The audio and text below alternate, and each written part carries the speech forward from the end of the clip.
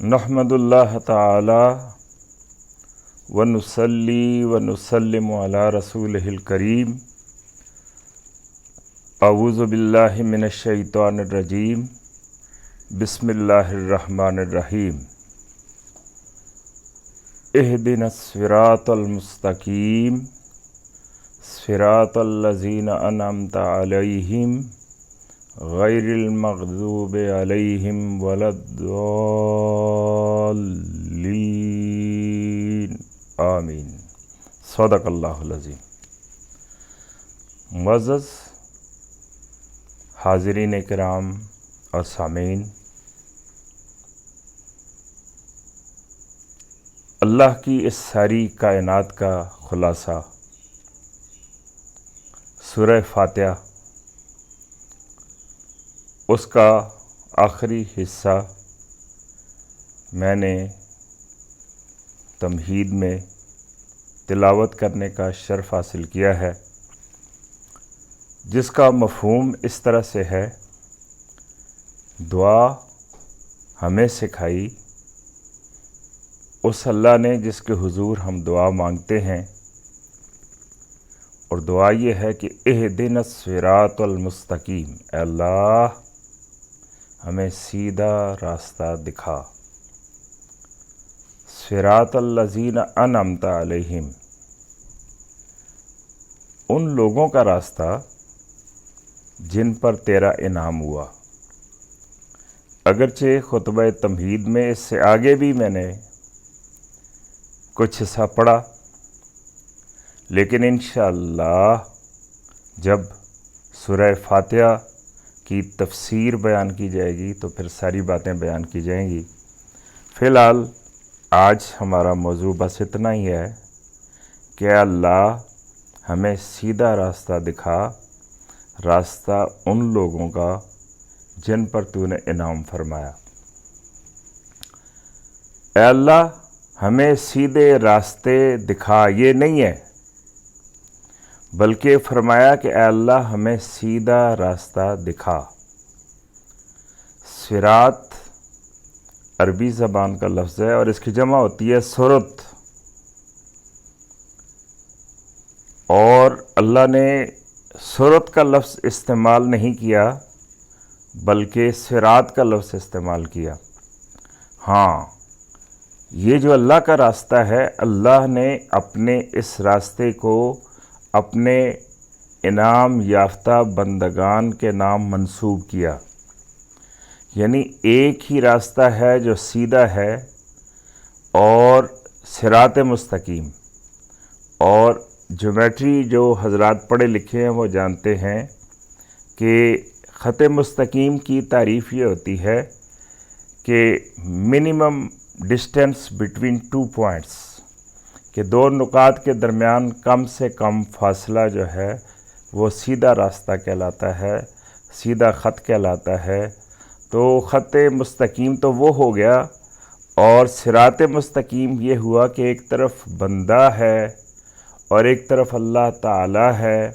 अब अल्लाह की तरफ जाने वाला जो मुख्तसर तरीन रास्ता है, जिसमें कहीं लग़ज़िश नहीं, जिसमें कहीं लर्ज़श नहीं, कहीं गुमराही नहीं, कहीं बहलावा नहीं, तो वो सीधा अल्लाह की तरफ जो रास्ता जाता है वो सिरात मुस्तकीम है। लेकिन अल्लाह ताला ने इस रास्ते को मंसूब फरमाया अपने बंदगान से,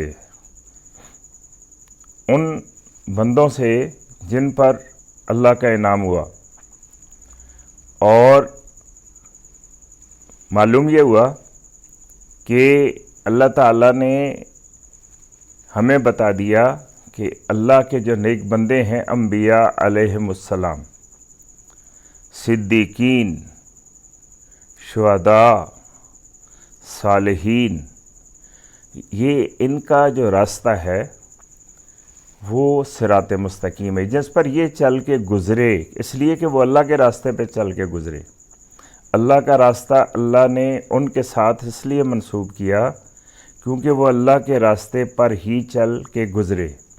लेकिन जो बात मैं पहले बता चुका हूँ कि अब ये बहुत सारे नाम चूँकि आ गए हैं, تو کوئی اس غلط فہمی میں مبتلا نہ رہے کہ یہ الگ الگ راستے ہیں یا بے شمار راستے ہیں یا مختلف راستے ہیں یا ایک سے زیادہ راستے ہیں. یہ ایک ہی راستہ ہے جس پر سب چلے. اور اللہ تبارک و تعالی نے ہمیں یہ دعا سکھائی کہ اللہ ہمیں بھی اس پاکیزہ صراط مستقیم پر چلا، سیدھے راستے پر چلا جس پر تیرے انعام یافتہ لوگ چلتے رہے. اب یہ آیات کا حصہ میں نے اس لیے تلاوت کیا کہ بہت بڑی خوشخبری ہم ایوان قرآن کے سامعین کو دے رہے ہیں کہ انشاءاللہ العزیز وہ آج سے اس سلسلہ دروس میں سنا کریں گے، ساتھ ساتھ یہ بھی کہ کس ہستی نے کیا فرمایا. تو بزرگان دین کے، صالحین کے، انبیاء علیہم السلام کے اور صحابہ کرام کے اور اہل بیت اطہار کے اقوال اور ان کے فرمودات انشاءاللہ آپ کے سامنے پیش کیے جائیں گے تاکہ ہمیں صراط مستقیم تلاش کرنے اور اس پر چلنے میں آسانی رہے. تو آج تبرکاً میں آپ کے سامنے باب مدینۃ العلم سیدنا حضرت علی رضی اللہ تعالیٰ عنہ کا ایک فرمان پیش کرتا ہوں. آپ فرماتے ہیں کہ ہستیاں چار طرح کی ہوتی ہیں، چار طرح کے لوگ ہوتے ہیں، ہستیاں چار طرح کی ہوتی ہیں. اور فرمایا کہ ایک شخص اتنا کمینہ ہوتا ہے، اتنا کنجوس ہوتا ہے، اتنا خود غرض ہوتا ہے کہ کماتا تو ہے لیکن اس میں سے نہ خود کھاتا ہے اور نہ دوسروں کو کھلاتا ہے. اس لیے اس خوف سے، اس خدشے کے پیش نظر کہ یہ اگر میں ایسا کروں گا، کھاؤں گا اور کھلاؤں گا تو یہ کم ہو جائے گا. آپ فرماتے ہیں کہ اس کو کہتے ہیں لئیم. لئین نہ اس کو سمجھیں، لام حمزہ یا اور میم، لئیم.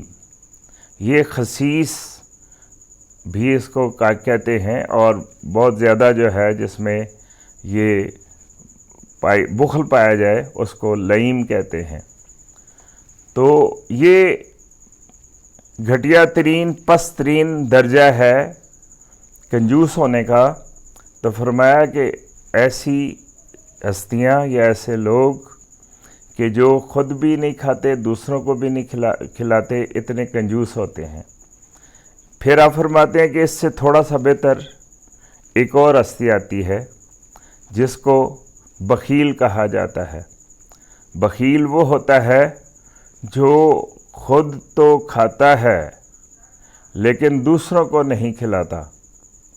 یہ بھی کوئی اچھی شخصیت نہیں ہوتی، خود غرضی کی ایک شکل ہوتی ہے، خود غرضی کا نمونہ ہوتا ہے. لیکن بہرحال یہ لئیم سے اس لیے بہتر ہوتا ہے کہ دوسروں کو تو نہیں کھلاتا لیکن کم از کم خود ضرور کھاتا ہے. پھر فرماتے ہیں کہ اس سے تھوڑا بہتر ایک اور ہستی ہوتی ہے اور اس کو کہا جاتا ہے سخی. سخی اس کو کہا جاتا ہے کہ وہ ذات جو خود بھی کھاتی ہے اور دوسروں کو بھی کھلاتی ہے. فرماتے ہیں کہ یہ اس سے بہتر ہے اس لیے کہ یہ اپنے لیے بھی منفعت بخش ہے اور دوسروں کے لیے بھی منفعت بخش ہے. یہ سخی ہے. لیکن آپ فرماتے ہیں کہ تمام ہستیوں میں سے جو سب سے بہترین ہستی ہوتی ہے وہ ان تینوں سے بھی اوپر ہوتی ہے اور اس کو اللہ تبارک و تعالی نے جو نام دیا وہ ہے کریم.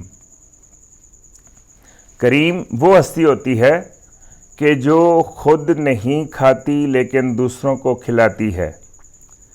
کریم کا مطلب وہ ذات جو ہم سے کچھ نہیں چاہتی، ہمیں عطا کرنا چاہتی ہے، جو ہماری محتاج نہیں ہے، ہم اس کے محتاج ہیں، اور اس کی ضروریات نہیں ہے بلکہ وہ ہماری ضروریات پورا کرتی ہے، وہ ذات کریم کہلاتی ہے۔ تو یہ تو فرمان ہو گیا۔ اب اس آئینے میں اگر ہم غور کریں تو ہمیں یہ سمجھ آتی ہے کہ ہم جو الفاظ یہ کریم کہاں استعمال کیا جاتا ہے اور اللہ نے کہاں استعمال کیا، احادیث میں کہاں پہ استعمال ہوا، اور ہمارے اسلاف نے کہاں کہاں اس کو استعمال کیا، تو 3 بڑے مقامات کہ اللہ کریم، رسول کریم اور قرآن کریم۔